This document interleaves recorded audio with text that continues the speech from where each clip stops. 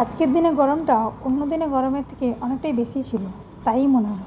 কারণ সকালে উঠে যখন আমরা অ্যাবাকাস ক্লাসের জন্য রেডি হচ্ছিলাম, রেডি হয়ে পড়াশোনা কমপ্লিট করে আমরা বেরিয়ে পড়ি ওকে অ্যাবাকাস ক্লাসে দিতে যাওয়ার জন্য আমি রেডি হয়ে পড়েছি এবং এই রেডি হয়ে গেছি এবং বেরোচ্ছি।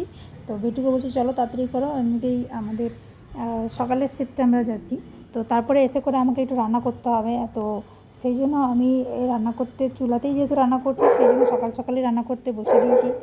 রান্না করছি কি লাউ এবং আলু, তার সাথে সাথে আরও সবজি আছে। তো প্রথমে এটাই রান্না করছিলাম, দেন এটা রান্না হয়ে যেতে তারপর ছেলেকে আনতে টাইম হয়ে যাবে, তো তাকে আনতে আবার যাব।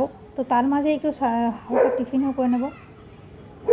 তো টিফিন করে চা খেয়ে নিয়েছি, আর এখানে ওই যেটা আলু আর লাউ সেদ্ধ করতে দিয়েছিলাম সেটাকে একটু তরকারির মতো করে নিচ্ছি।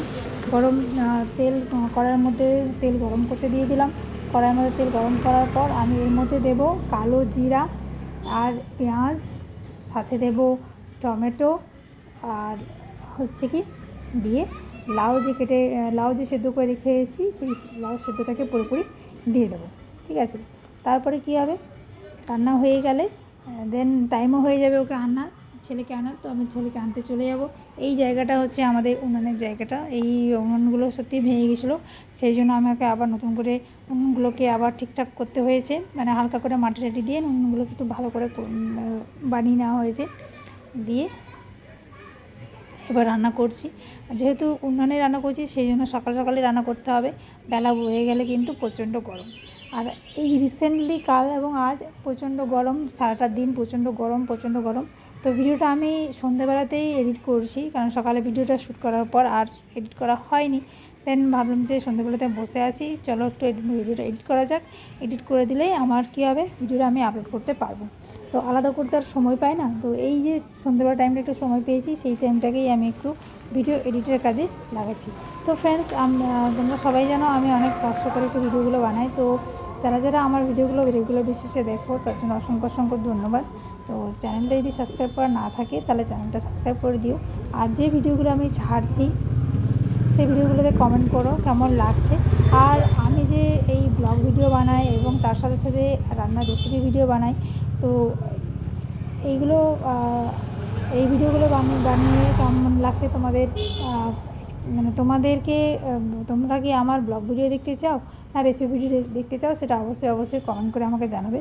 তো দেখো আমার রান্নাটা প্রায় কমপ্লিট হয়ে আসছে, এবং যারা সিম্পল প্রসেসে রান্না করো, তো আমিও কিন্তু খুব সিম্পল প্রসেসেই রান্না করি। কারণ আমি আজকে এইটা নিরামিষি টাইপের নিরামিষি না, পেঁয়াজ তো দিয়ে দিয়েছি, তো নিরামিষি হয়নি। অন্যদিন আমি নিরামিষি হিসেবে রান্না করে দেখাবো, লাউটা নিরামিষি হিসেবে আমরা রান্না করতে পারি। আর একটুখানি আমি লঙ্কা গুঁড়ো দিয়ে দিয়েছি, এত একটু ঝাল লাগে। আর একদম মাখো রান্না করব, যাতে যেহেতু এটা লাউয়ের তরকারি, মাখো হলেই অনেকটা খেতে ভালো লাগবে।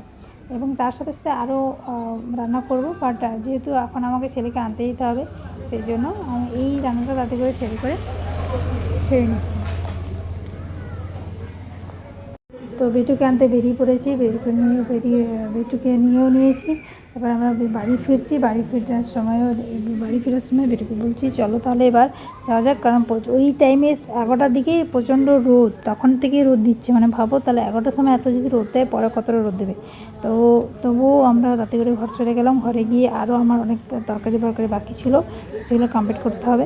তো প্রথমে আমি জামাকাপড়গুলো কাচতে দিয়ে দিচ্ছি, কারণ জামাকাপড়গুলো এখন কাচতে না দিলে দেরি হয়ে যাবে, ওপাশে টাইমটাও চলে যাবে, রোদটা তখন চলে যাবে। তাই জামাকাপড়গুলো আমি আর বেটু দুজনে মিলে সব ওয়াশিং মেশিনে ঢেলে দিয়ে ডিটারজেন্ট দিয়ে দিলাম।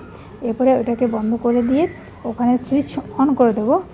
দেন টাইমারটা সব সেট করে দিতে হবে, যাতে টাইমের মধ্যে যেন হয়ে যায়। এই তো টাইমারটা সেট করে দিলাম, এবার স্টার্ট করতে দিয়ে দিলাম। তো এবার জামা পরিষ্কার হতে থাকবে। তারপর জামা পরিষ্কার দিয়ে এসে করে আমি দোকানটা একটু খুলে দিলাম। দোকানটা খুলে থাকলে কী হলো, কাস্টমার যারা আসবে তারা আমি বুঝতে পারবো। আর সেই জন্য আমাকে ঘরের কাজের সাথে সাথে দোকানেও করতে হয়। এরকমভাবেই করি, যেহেতু বাড়ির পাশেই দোকানটা। আর এইরকম বাচ্চাগুলো সব খেলতে বসেছে, এরা সামনেটাই খেলছে।